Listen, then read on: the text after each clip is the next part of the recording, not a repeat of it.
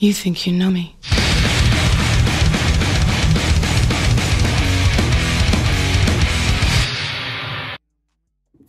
What's up, YouTube? It's your boy Soon, and I'm back again with another video. Thanks for everyone that subscribed. I just hit 120 subscribers. I want to say thank you for everyone that's watching. I hope everyone's safe. Everyone's safe. I hope everyone's doing good. I know it's hard times, but we gotta keep on working, man. So today we're gonna react to 11 WWE wrestlers that who save their opponent from injury or death. So this should be a good video. So lately I've been watching a lot of WWE, man. That's just getting me through the quarantine, believe it or not. So there's not a lot of sports, and WWE still streaming because they stream and they also do live shows. So I bought the WWE Network, man. That shit is sick. If you guys, I'm not getting sponsored by it. Plus, I wish I was. You guys should buy it. It's only $10, and you see all these documentaries, all these matches. You know, I went back memory lane watching Eddie Guerrero versus JBL. Some crazy ass shit, bro. I wish I could go back to those times, you know, happy these times, but hey, we're still alive. We're still healthy. Well, I'm still healthy. I hope everyone's still healthy. And let's watch this reaction, and please subscribe to the button. Please click the subscribe button. Thank you. Let's watch this video now. Then you press this real quick, and let's go.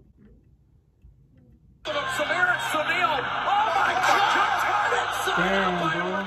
We've all seen instances where a wrestler accidentally or even intentionally hurt an opponent. Damn. If I wanted to die, bro, what the fuck? I got no love for you. In fact, we produced several videos on this topic. However, in some fortunate situations, wrestlers have actually been able to prevent their opponents from seriously getting injured or even preventing death. Join us now as WrestleMania looks at instances where superstars save their opponents from getting injured or even death. Undertaker. Please subscribe, man. Please subscribe.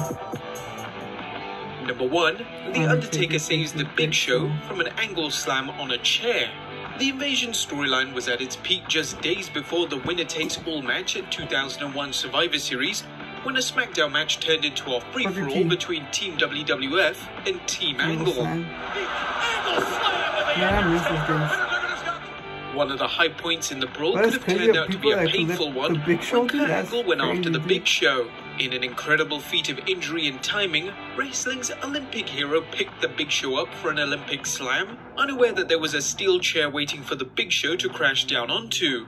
Thankfully for the Big Show, and Angle, who undoubtedly would have felt bad about dropping the show on the unforgiving steel, the Undertaker was present and surreptitiously positioned the chair out of the way, sliding it out of the ring with a leg even though he was laid out in the ring.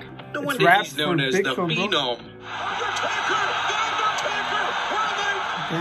Number 2, Fandango saves Cody on Raw. Fandango and Cody Rhodes, two talented superstars who locked up in 2013 during an episode of Raw, in a match where Cody could have been seriously injured thanks to a mistimed moonsault.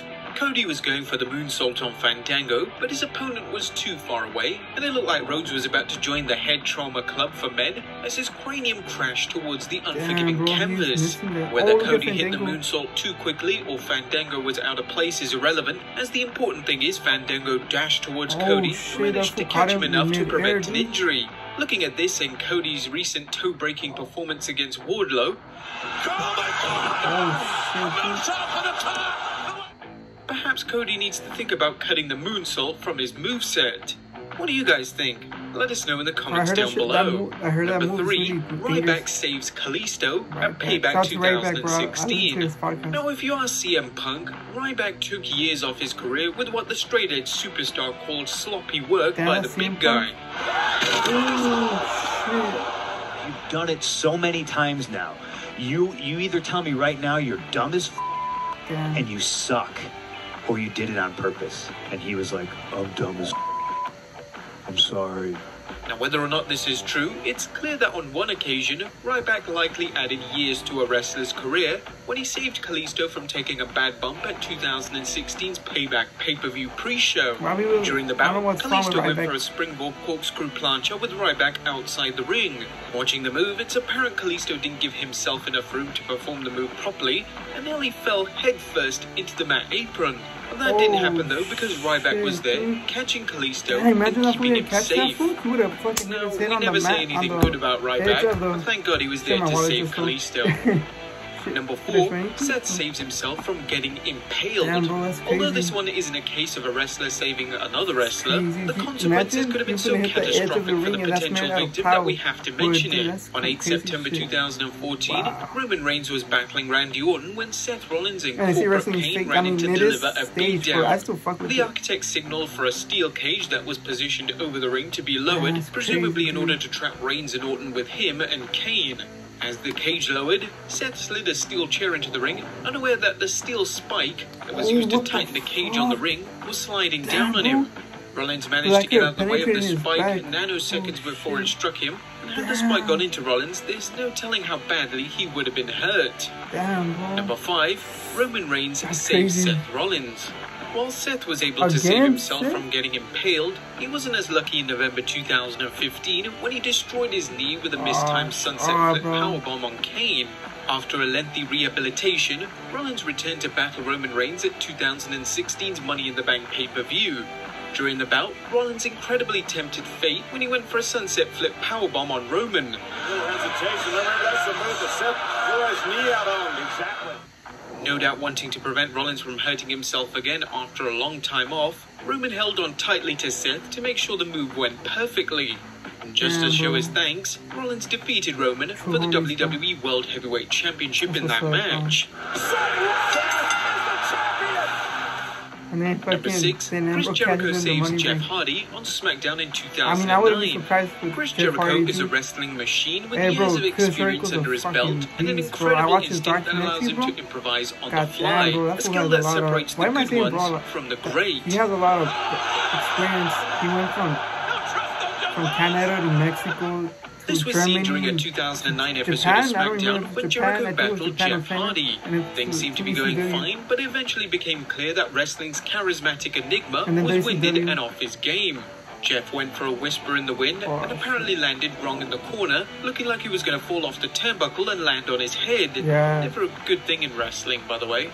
Fortunately for Hardy, Jericho had the presence of mind to race towards Jeff, hitting him to make it look like he'd prevented Jeff from carrying out his move and catching the extreme one so he didn't wipe himself out.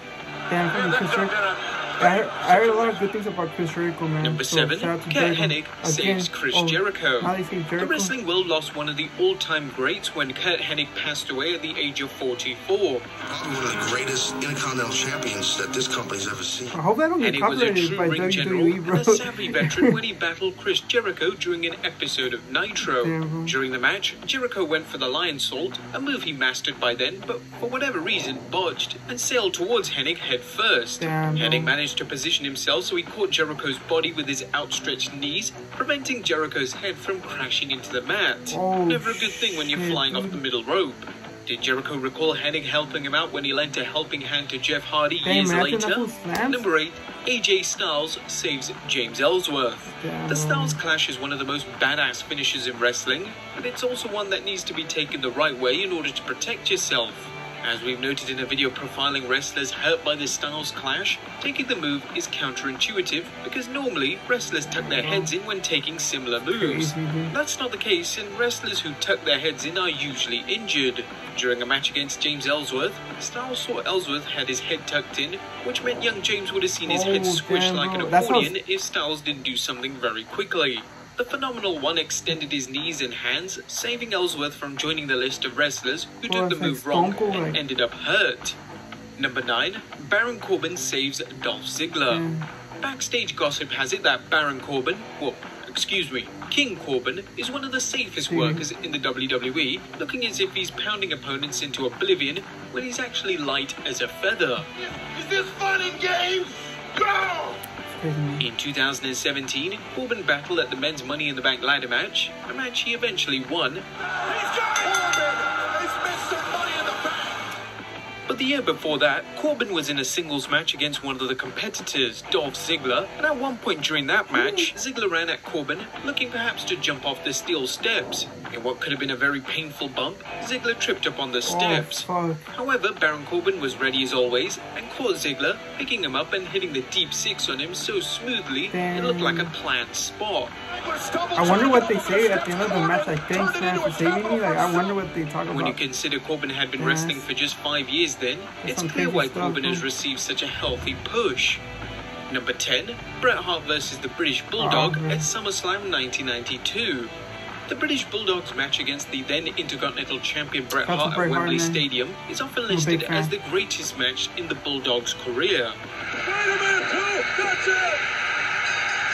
Hey, Beta!